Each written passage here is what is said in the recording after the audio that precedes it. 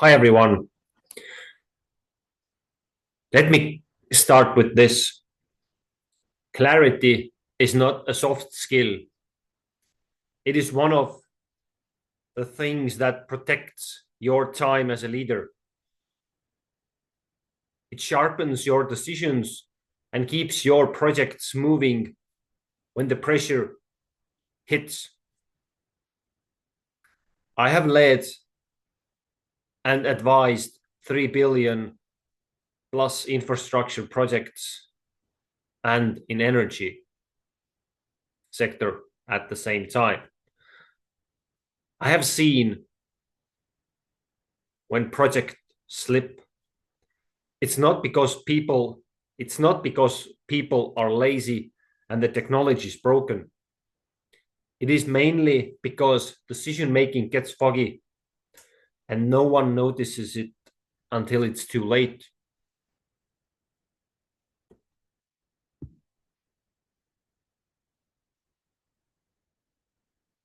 When the decision making is not so clear as it should be, the fog appears. And let me make it clear, lack of clarity is never neutral. It always comes at a cost. Delays, budget blowouts, team fatigue, or simply slowing down everybody on the team are just a few symptoms of having the fog. It may look like we're not sure who signs this. I think we need another minute despite another meeting, despite 3 previous meetings have not produced results. You need clarity, and the clarity is like an antidote to this drug.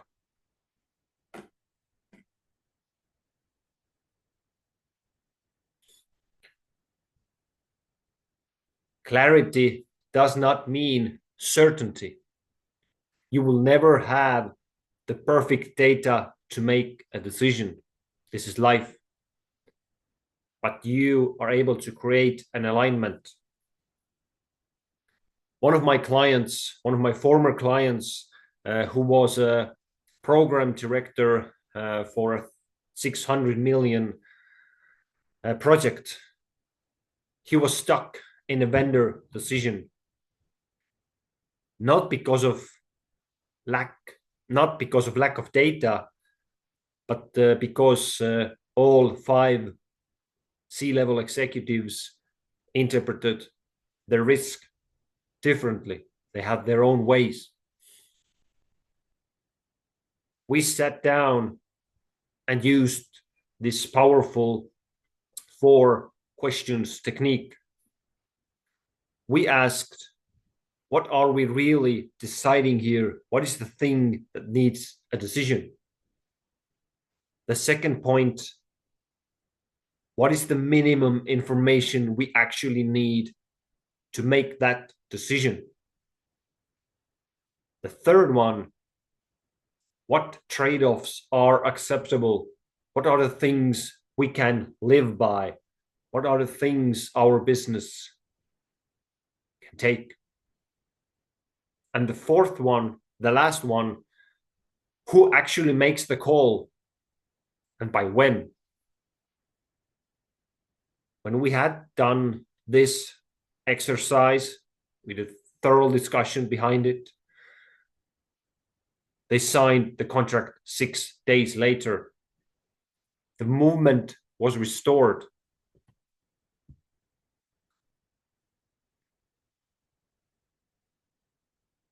More decisions does not make you a better leader. The best leaders reduce unnecessary decisions. At the former project I was working with, we split everything into 3 levels. First one, a strategic level. When there are topics related with the political topics, public facing, high risk issues, this is the senior level. senior executive levels to make decisions. This is their playground. The second level of decision is tactical, where the project leads come into play. This is where they decide, and they will have written, let's say, guidelines or clear conditions and the boundaries where they can make decisions. And the third level is operational level. This is based on pre-agreed standards. You don't need to ask management or tactical project lead what to do. This simple structure dropped the C-level executive decisions by 60%. The team stepped up, the speed, the overall speed increased, and the confusion vanished. The tactical examples based on one infrastructure project. They may have questions like, should we start the geotechnical survey today? Should we apply the building permits based on preliminary design or detailed technical design? Or when do we start acquiring the land, etc.? These are not minor questions, but they do not need to be on the CTO or the program manager, program director head. They should be kept on the tactical level. And you can define those three holes like if the budget impact of that decision is under 50K and time delay is under 2 weeks and the risk is low, the project leads can make a decision. Just a quick example for you. The clarity signals trust. Yeah. In high pressure phases, people don't follow charisma, although they're talking about it all the time. People follow clarity. One of my clients, a CTO in Nordic scale company, she was brilliant, she was smart, she was intelligent, she was everything that one CTO has to be. But she was overloaded. She had to make tons of decisions every day, from early morning to late evening. We did not start with KPIs. We started with communication. Every Monday, she sent or we talked about 3 simple lines. The first one, what is the thing we need to focus on this week? Secondly, what is the thing we are pausing that can be paused, that do not need immediate attention from her? And the third one, what's unclear and how we are addressing it?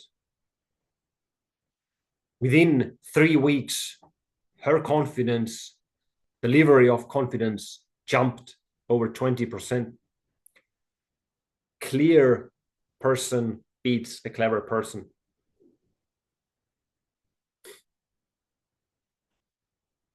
Let's sum it up. Keep those 3 questions in front of your eyes when you're in trouble. Every stalled project I have seen has a similar root cause. There's a fog in fundamentals. So I always bring those questions on the table where there is fog in the team. The first one, what are we deciding? Who owns the decision? And what's the next visible step we can take? This is how you also can regain momentum within your team.